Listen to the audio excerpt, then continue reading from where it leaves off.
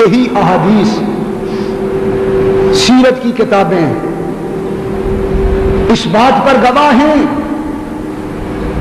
تمام اہل بیت اور صحابہ کا متفقہ فیصلہ یہ ہوا کہ باقاعدہ صفیں بنا کے امام آگے کھڑا کر کے نماز جنازہ نہ پڑھی جائے، بلکہ 10 کی ٹولیاں آئیں، حضور کے سامنے ہاتھ باندھ کے یوں کھڑے ہو جائیں اور یوں پکارتے جائیں الصلاۃ والسلام علیک یا رسول اللہ۔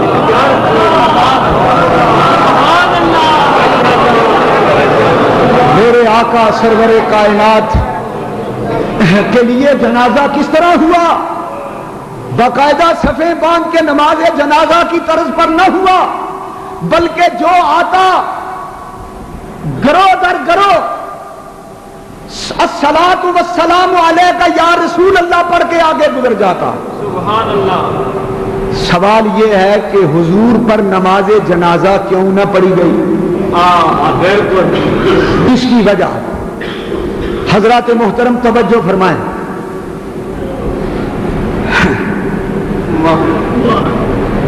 پہلی وجہ یہ ہے کہ حضور پر نماز جنازہ کی طرح اس لیے نہ پڑھی گئی کہ سوال یہ تھا کہ اگر نماز جنازہ کی طرح نماز پڑھیں حضور پر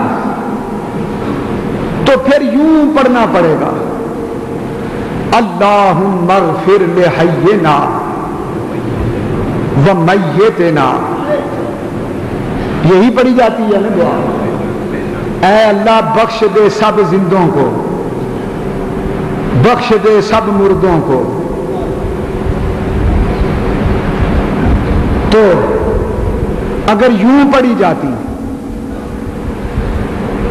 تو حضور کو مردہ کہا جاتا، لفظ میت نہ بولا جاتا۔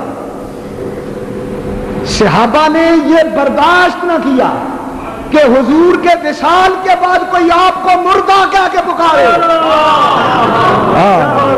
بولو سبحان اللہ۔ کتنا پیارا عقیدہ ہے۔ وہ مولوی جو 2 فٹ لمبی داڑیاں رکھ کے ماتھے پہ محراب ڈال کے شور مچاتے ہیں نبی مردہ نبی مردہ، مر گیا مر گیا مر گیا مر گیا، کچھ نہیں رہا کچھ نہیں رہا، استغفر اللہ۔ یہ گستاخ مولوی صحابہ سے ادب سیکھیں، انہوں نے نماز جنازہ اس لیے نہ پڑھی کہ امتی کو کیا حق ہے نبی کو مردہ کہے۔ ایک بات۔ دوسری بات یہ تھی کہ اگر حضور کی نماز جنازہ پڑھی جاتی جس طرح باقی لوگوں کی پڑھی جاتی ہے تو یوں کہا جاتا اللہم اغفر لحینا ومیتنا، اے اللہ بخش دے۔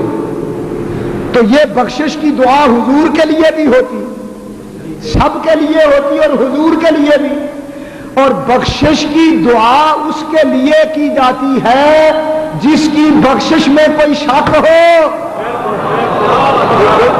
اے امتی کون ہوتا ہے؟ امتی کی جرت کیا ہے؟ امتی کی جسارت کیا ہے کہ وہ نبی کے لیے بخشش کی دعا مانگے؟ ارے بخششیں تو نبی کے قدم چومتی۔